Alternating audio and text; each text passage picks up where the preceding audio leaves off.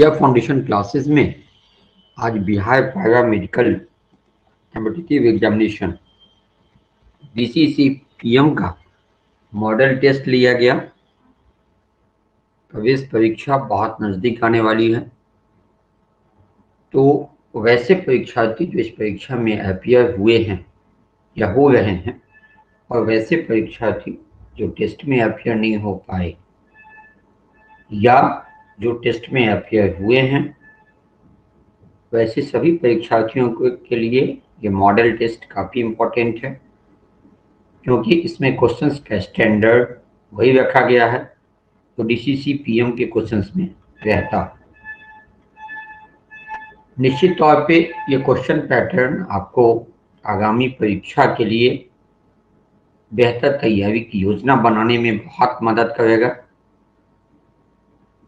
इस क्वेश्चन के साथ साथ हम आंसर भी डाल रहे हैं, ताकि आप उसके हिसाब से आपके पास जो भी उपलब्ध अध्ययन सामग्री है, आप यह हमेशा ध्यान में रखें कि सिर्फ गाइड पढ़ लेने मात्र से आपकी तैयारी नहीं हो पाएगी, क्योंकि आप पिछले कोई भी ईयर्स के क्वेश्चंस मिला के देख लें तो आपके गाइड से क्वेश्चंस 9 के बराबर पूछे जाते हैं। कंटेंट्स भले ही गाइड में होता है, लेकिन क्वेश्चन सिर्फ गाइड से नहीं होता है।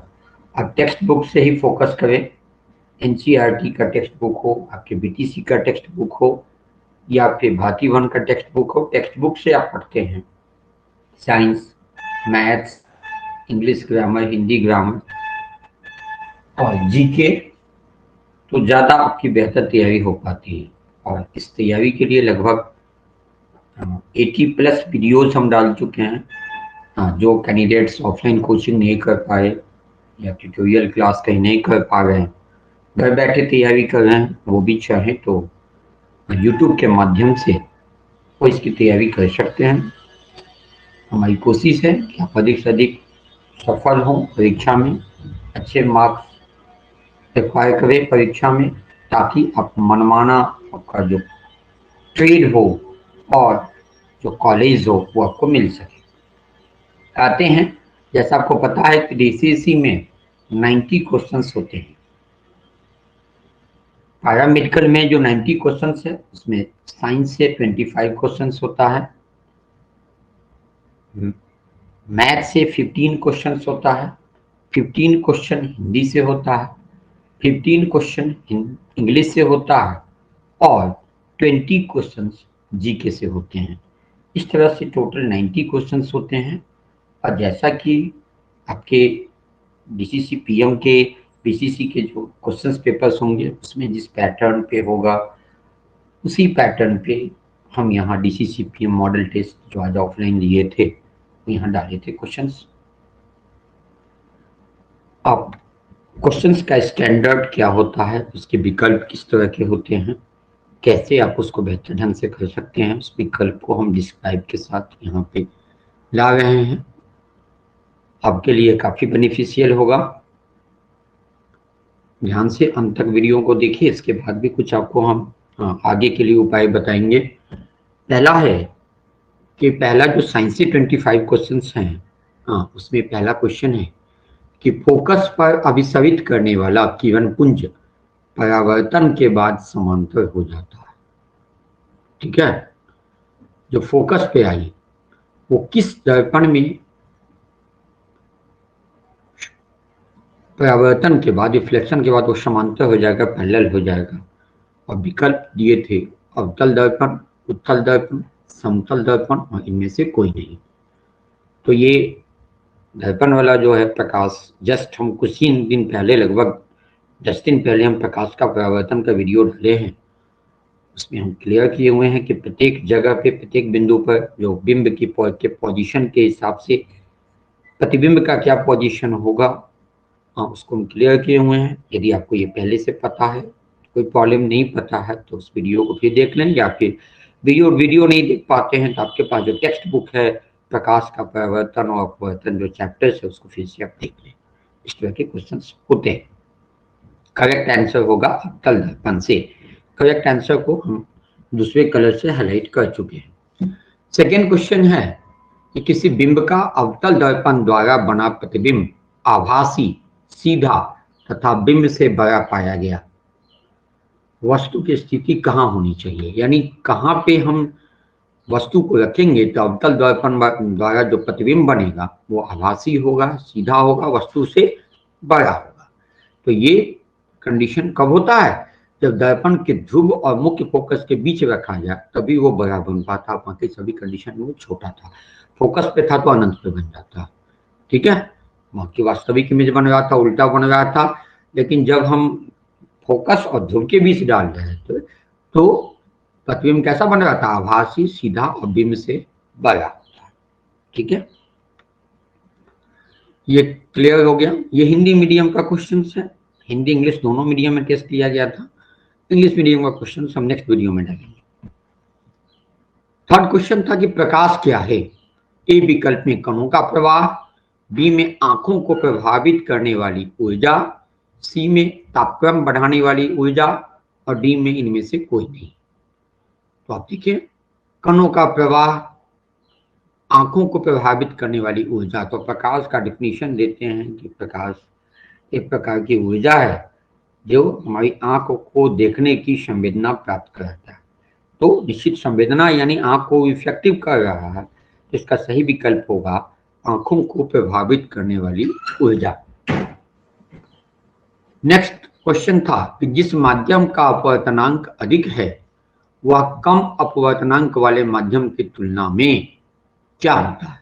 जिसका अपवर्तनांक अधिक है वह अपेक्षाकृत सघन होता है कि प्रकाशिक विरल होता है कि पहले माध्यम का द्रव्यमान अधिक होता है कि दूसरे माध्यम का द्रव्यमान घनत्व कम होता है। तो निश्चित तौर पर जिसका अपवर्तनांक अधिक होता है वह प्रकाशिक सघन और जिसका अपवर्तनांक कम होता है वह प्रकाशिक अपेक्षाकृत विरल हो जाता है। इसका सही विकल्प प्रकाशिक सघन होगा। ठीक, नेक्स्ट क्वेश्चन था कि किसी बिंब का वास्तविक तथा समान साइज का प्रतिबिंब प्राप्त करने के लिए बिंब को उत्तल लेंस के सामने कहाँ रखना होगा। पहला f1 पर, दूसरा f2 पर। दो फोकस होते हैं लेंस में, तो f1 पर, f2 पर, 2f1 पर और 3/2 f1 पर। तो वास्तविक तथा समान साइज का प्रतिबिंब 2f1 पर यदि वस्तु को रखते हैं तो समान साइज का प्रतिबिंब बनता है ना। तो ये 2f1 हो जाएगा उत्तल लेंस में। अवतल लेंस में तो देखे थे कि तीन ही कंडीशन में इमेज बन रहा था। यदि नहीं ध्यान में है फिर से उस वीडियोस को देख लीजिए या टेक्स्ट बुक से प्रकाश का अपवर्तन फिर से देख ले, पढ़ ले। नेक्स्ट है कि रासायनिक अभिक्रिया के दौरान किसी पदार्थ में ऑक्सीजन का ह्रास कहलाता है। ऑक्सीजन की कमी, उपचयन, अपचयन, संक्षारण और इनमें से कोई नहीं। उपचयन समझते हैं, ऑक्सीडेशन। ऑक्सीजन का जुड़ना कहलाता है ऑक्सीडेशन या उपचयन। ऑक्सीजन का ह्रास यानी कमी हो रहा है, यानी ऑक्सीजन में कमी होना। और विद्युत धनात्मक तत्वों का जुड़ना ये रिडक्शन कहलाता है, यानी अपचयन हो जाएगा सही विकल्प। ठीक, नेक्स्ट है कि Fe2O3 plus 2Al, Al2O3 plus 2F, यह किस प्रकार की अभिक्रिया है। ठीक है, देखिए यहाँ Fe से एल्युमिनियम क्या किया, Fe को विस्थापित कर दिया और स्वयं अपना स्थान यहाँ पे ग्रहण कर लिया। ऐसे अभिक्रिया को डिस्प्लेसमेंट रिएक्शन, विस्थापन अभिक्रिया कहते हैं। रासायनिक अभिक्रिया के वीडियोज में हम बताए हुए हैं डिटेल में। तो यह हो गया विस्थापन अभिक्रिया। ठीक है, संयोजन विस्थापन। द्विविस्थापन कब होता है, जब एल्युमिनियम में भी लवण होते हैं। यह भी लवण के फॉर्म में होता है, ये भी लवण के फॉर्म में है। इसका स्थान ये ले लेता है, इसका स्थान ये ले लेता, तब होता है वो डबल डिस्प्लेसमेंट। जुड़ जाता संयोजन, हट जाता तो वियोजन। लेकिन यहाँ क्या हुआ है कि न जुटा है ना हटा है, एक दूसरे का स्थान ले लिया है। तो यह हो गया विस्थापन अभिक्रिया। नेक्स्ट है कि रासायनिक समीकरण Fe plus H2O, Fe3O4 plus H2 को संतुलित करने पर जल में अणुओं की संख्या क्या होगी।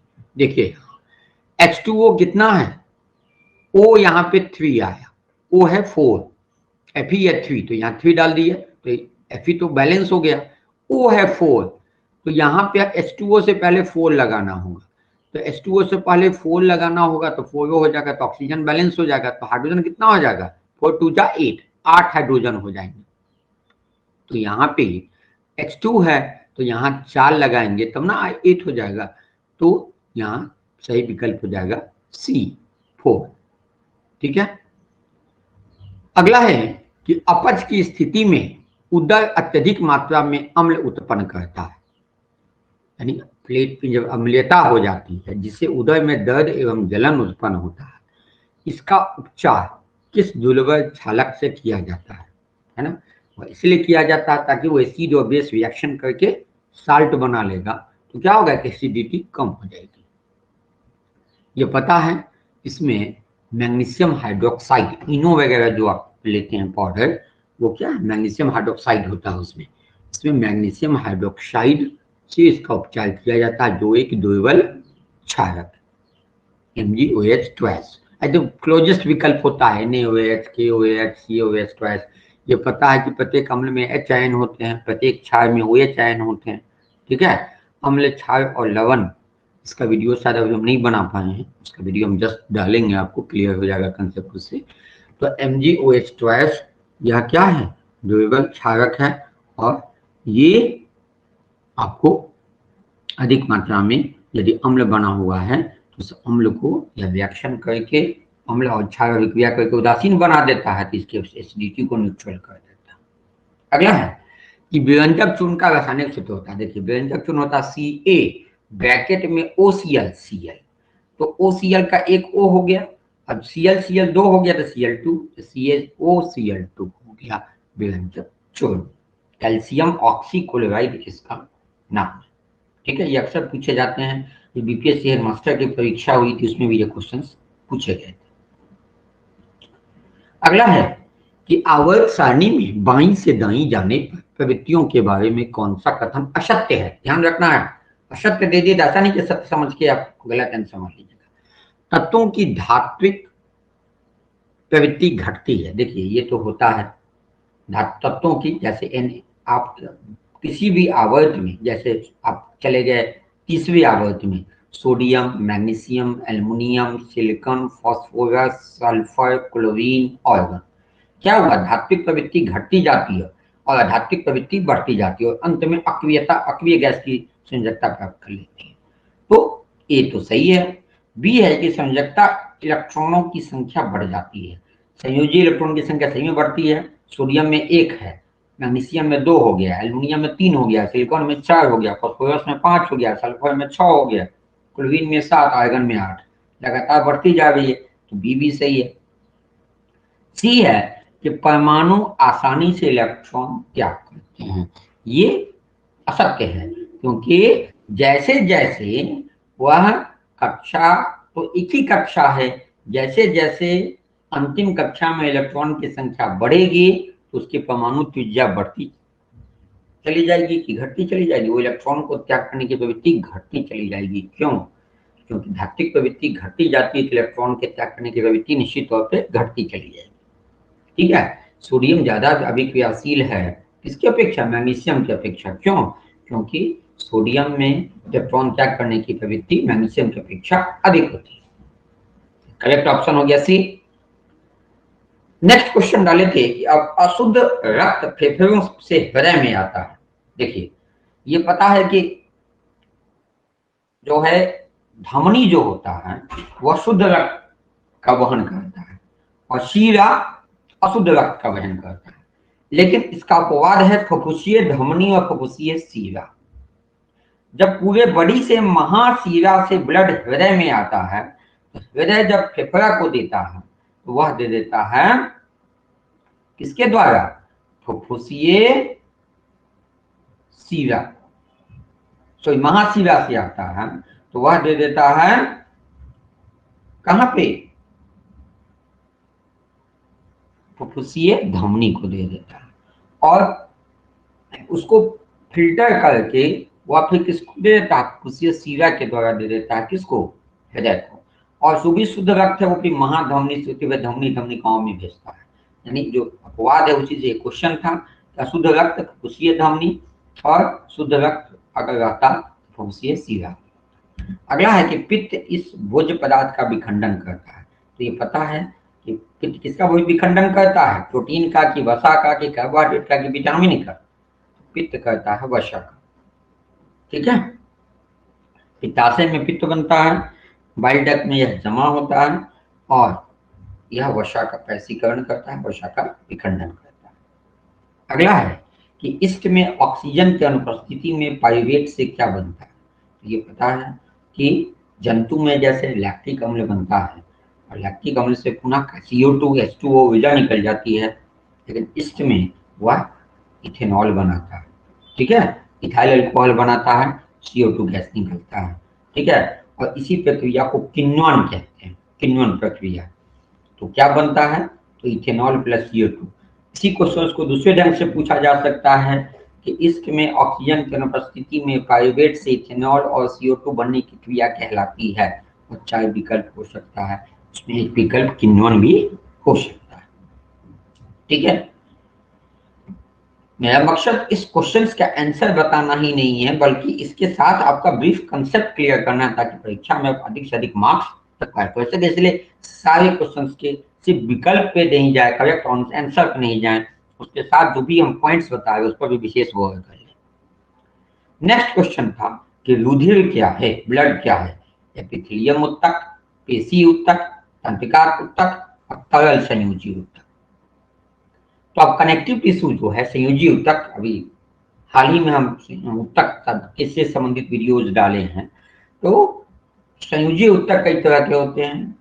एक तो अस्थि उपास्थि जो बनाता है वो भी उत्तक होते हैं, लिगामेंट जो बनाता है वो भी संयोजी उत्तक होते हैं, ठीक है। और हमारा ब्लड भी एक तरल संयोजी उत्तक है। तरल संयोजी उत्तक क्यों कहें, क्योंकि यह लिक्विड फॉर्म में होता है।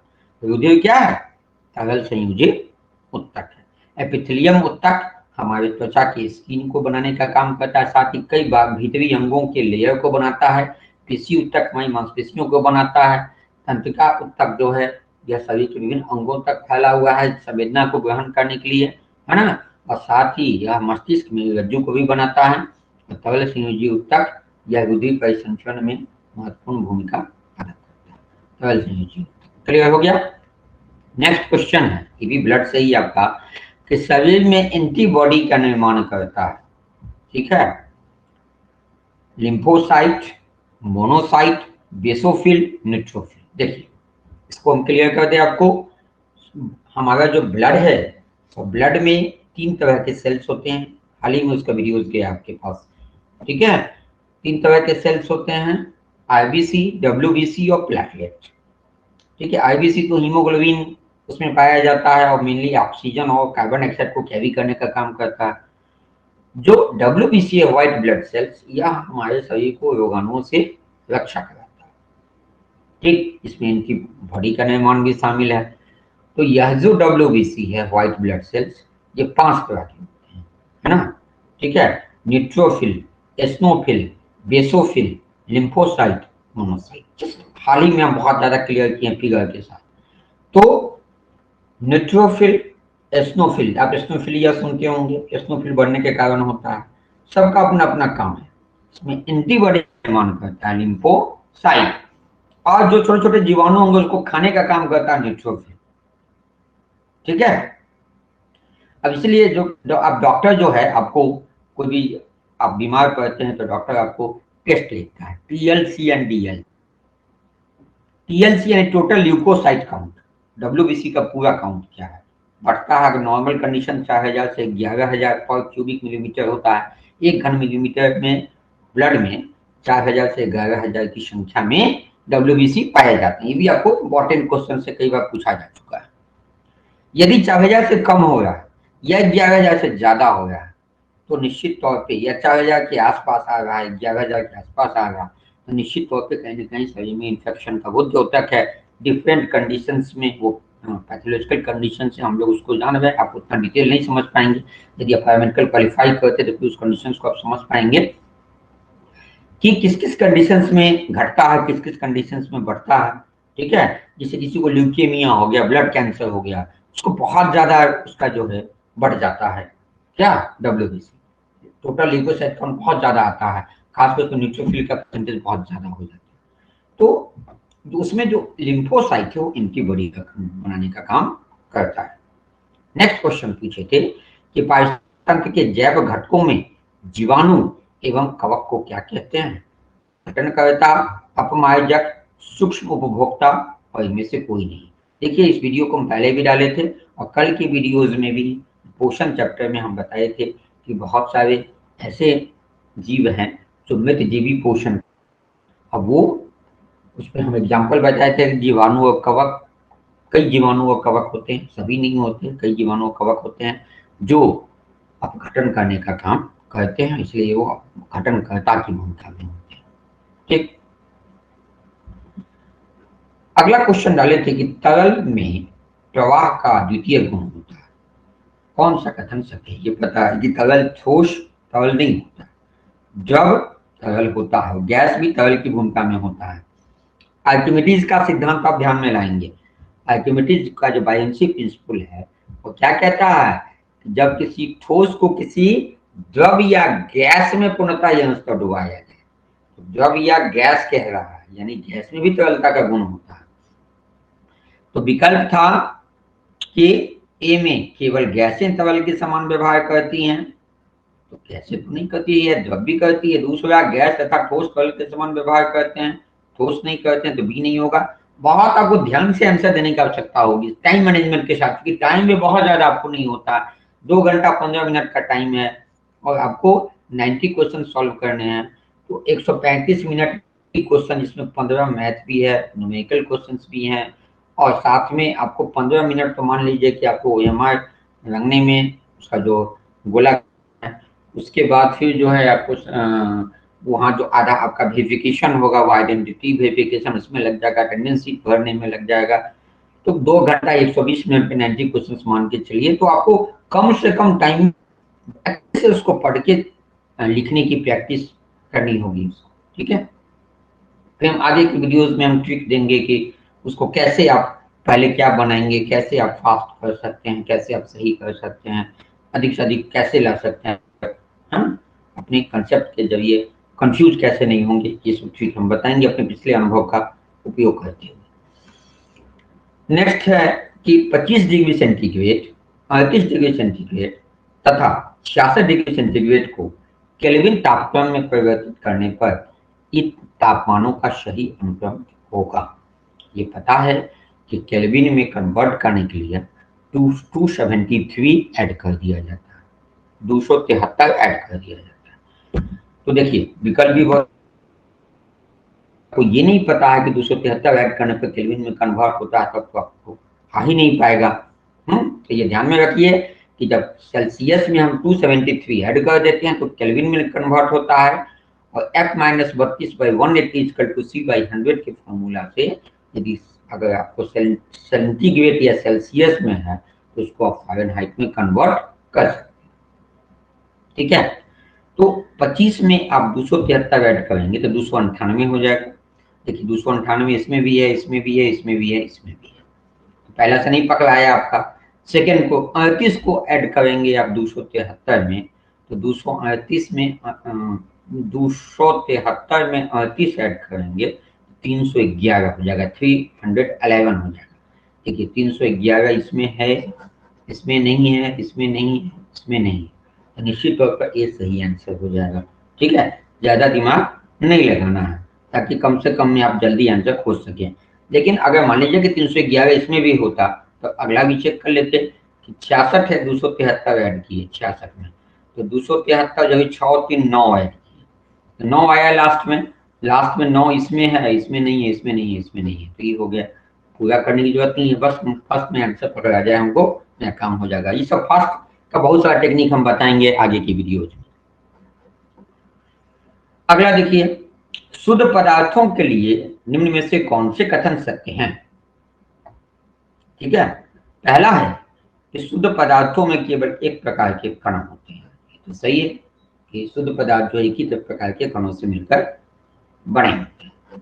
दूसरा, अशुद्ध पदार्थ यौगिक अथवा मिश्रण हो सकते हैं। देखिए, मिश्रण को अशुद्ध पदार्थ नहीं कहते हैं, मिश्रण क्या है? अशुद्ध पदार्थ है। ये केमिस्ट्री का पहला वीडियो मेरा इसी पे था, पदार्थ की प्रकृति। तो मिश्रण अशुद्ध पदार्थ है तो 2 नंबर नहीं होगा। तीसरा है कि शुद्ध पदार्थों का संघटन सर्वत्र समान होता है, जैसे ही, ठीक है, जल है तो जल, एक बूंद जल का में संगठन क्या होगा, किसी भी स्रोत से आप जल में ऊपर से लीजिए, नीचे से लीजिए, कहीं से भी जल लीजिएगा, उसमें हमेशा H2O में हाइड्रोजन और ऑक्सीजन का अनुपात हमेशा एक अनुपात 8 ही होगा। और चौथा है कि निकल के अतिरिक्त अन्य सभी तत्वों द्वारा शुद्ध पदार्थों को हस्तांतरित किया जा सकता है।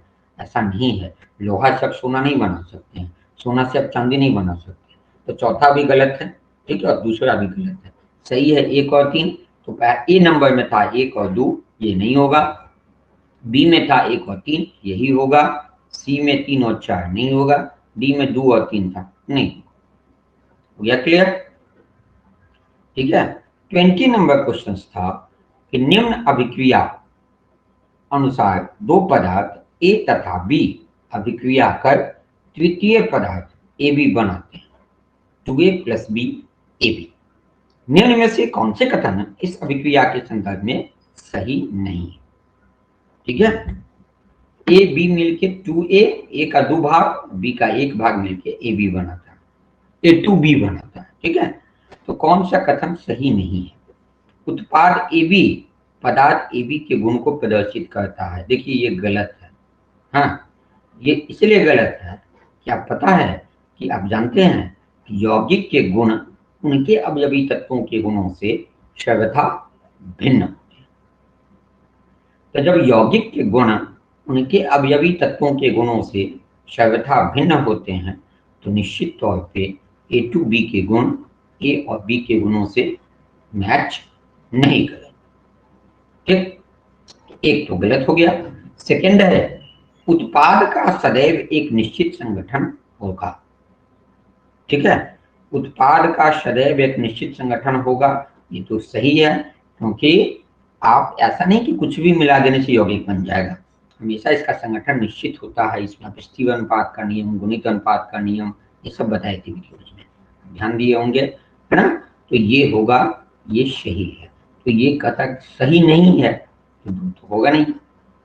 तीसरा है इस प्रकार का बना उत्पाद यौगिक के रूप में वर्गीकृत नहीं किया जा सकता, ये गलत है, ऐसे उत्पाद को ही यौगिक कहते हैं। चौथा, इस प्रकार का बना उत्पाद एक तत्व है, गलत है, इस प्रकार का बना उत्पाद एक यौगिक है। देखिए एक एक पॉइंट को आपको ध्यान में रखने की आवश्यकता होगी, तभी आप सही विकल्प का चयन कर पाएंगे। इसका मतलब नहीं कि आप याद कर लेंगे कि हाँ इसका सी होगा तो मेरा काम चल जाएगा, ऐसा नहीं है। या तो आवश्यक नहीं कि यही क्वेश्चन पूछे जाएंगे, हाँ इस टाइप के पूछे जाएंगे, तो आपको कंसेप्ट क्लियर करना है, इसका सिर्फ आंसर ध्यान में नहीं रखना। तो देखिए यहाँ पे आ गया क्या, ए में था 1 2 3 4, तो 1 2 3 4, ठीक है, तो 1 2 3 है यहाँ पे, तो 1 2 3, 2 तो सही है, तो 2 छोड़कर 1 3 4 जिस विकल्प में होगा वही सही है, तो ये है 1 3 4 सी नंबर विकल्प में, सी करेक्ट आंसर हो गया। ठीक, नेक्स्ट क्वेश्चन डाले थे कि कोशिका सिद्धांत निम्न द्वारा प्रतिपादित किया गया। पहला था स्लाइडेन एवं स्वान, तो यही था। ठीक है, अब देखिए ये ध्यान में रखना होगा, ब्रिचाव क्या किया?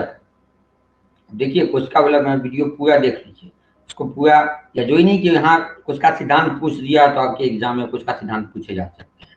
आपको कोशिका की खोज किसने की है? तो रॉबर्ट हुक ने, है ना? सभी कोशिका से ही संबंधित है, कोई जीवद्रव्य की खोज कर रहा है, कोई कोशिका सिद्धांत का खोज, कोई केंद्रक का खोज कर रहा है, तो कोशिका सिद्धांत का प्रतिपादन थियोडेन स्वान और स्लाइडेन ने किया। ठीक, अगला क्वेश्चन था कि निम्न में से किसमें खुला परिसंचरण तंत्र पाया जाता है? Open circulatory system, arthropoda, Mollusca, Annelida, Coelenterata. या बायोडाइवर्सिटी से क्वेश्चन है, जैव विविधता से, है ना? तो आपको ये पता है, उसके गुण देखे होंगे कि आर्थ्रोपोडा और मोलस्का में क्या है कि ये खुला परिसंचरण तंत्र पाया जाता है, तो करेक्ट ऑप्शन हो गया ए। ठीक है, आर्थ्रोपोडा और मोलस्का। ठीक है, नेक्स्ट क्वेश्चन था कि प्रति विषाणु औषधियां बनाना प्रति जीवाणु दवाइयों के बनाने की अपेक्षा अधिक कठिन है, क्यों? जीवाणु की कई दवाइयां हम देखते हैं, इतना एंटीबायोटिक सब देखते हैं, सभी बैक्टीरिया के लिए हैं, ठीक है। तो आप कुछ भी ciprofloxacin, levofloxacin, ofloxacin, gentamicin, tetracycline, जो भी आप देख रहे हैं नया में, एजिथ्रोमाइसिन ज्यादा यूज हो रहा है रेस्पिरेटरी ट्रैक इन्फेक्शंस में, तो रॉक्सिथ्रोमाइसिन आ गया है, स्पाइफ्लॉक्सासिन आ गया है, मॉक्सीफ्लॉक्सासिन आ गया है, सभी क्या है, जीवाणु पे ज्यादा काम कर रहे हैं। लेकिन वायरस का एंटी जो वायरस मेडिसिन हैं वो बहुत कम है। तो क्यों कठिन है? क्योंकि विषाणु में अपनी जैव रासायनिक प्रणाली बहुत कम है, ठीक है, बायो केमिक सिस्टम बहुत कम होता है, इसीलिए यह कम है। हो गया। अगला है कि सरल रेखीय पथ के अनुदिश त्वरित गति से गतिमान किसी पिंड के लिए दिए गए कथनों में कौन सा सही नहीं है, ठीक है। इसकी चाल परिवर्तित होती रहती है, इसका वेग सदैव परिवर्तित होता है, यह सदैव पृथ्वी से दूर जाता है, इस पर सदैव एक बल कार्य करता है, ठीक है। तो सरल रेखा पर जो त्वरित गतिमान कोई पिंड होता है उसके लिए कौन सा कथन सही नहीं है? पहला है कि इसकी चाल परिवर्तित होती है, इसकी चाल परिवर्तित होती ही है, ये तो सही है। सही नहीं है पूछ रहा है, इसका वेग सदैव परिवर्तित होता है, वेग भी परिवर्तित होता है, तब त्वरण होता है, ठीक है। त्वरण किसको कहते हैं? वेग में परिवर्तन की दर को त्वरण कहते हैं। यह सदैव पृथ्वी से दूर जाता है, ठीक है, रेखीय पथ पर पृथ्वी से दूर थोड़े चला जाएगा, तो ये तो गलत हो जाएगा। चौथा है कि इस पर सदैव एक बल कार्य करता है, बल तो काम नहीं होगा तो फिर बल ही नहीं होगा तो फिर गति कैसे होगा? तो सी सही विकल्प होगा। नेक्स्ट क्वेश्चन था कि कोई कार किसी समतल सड़क पर त्वरित होकर अपने प्रारंभिक वेग का 4 गुना वेग प्राप्त कर लेती है, इस प्रक्रिया में कार की स्थितिज ऊर्जा क्या होगी? है ना, कोई कार है जो किसी समतल तल पर त्वरित होकर अपने प्रारंभिक वेग का 4 गुना वेग प्राप्त कर लेती है, वेग कितना हो गया? 4 गुना। इस प्रक्रिया में कार की स्थितिज ऊर्जा क्या होगी? ए में परिवर्तित नहीं होती है, बी में प्रारंभिक ऊर्जा की 2 गुनी हो जाती है, सी में प्रारंभिक ऊर्जा की 4 गुनी हो जाती है, और डी में प्रारंभिक ऊर्जा की 16 गुना हो जाती है। देखिए स्थितिज ऊर्जा का फॉर्मूला क्या होता है? mgh। गतिज ऊर्जा होता है हाफ mv²।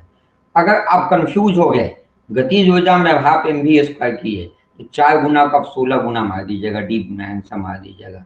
जबकि स्थितिज ऊर्जा पोटेंशियल एनर्जी होता है mgh, m for mass, g for acceleration due to gravity, और h फॉर हाइट।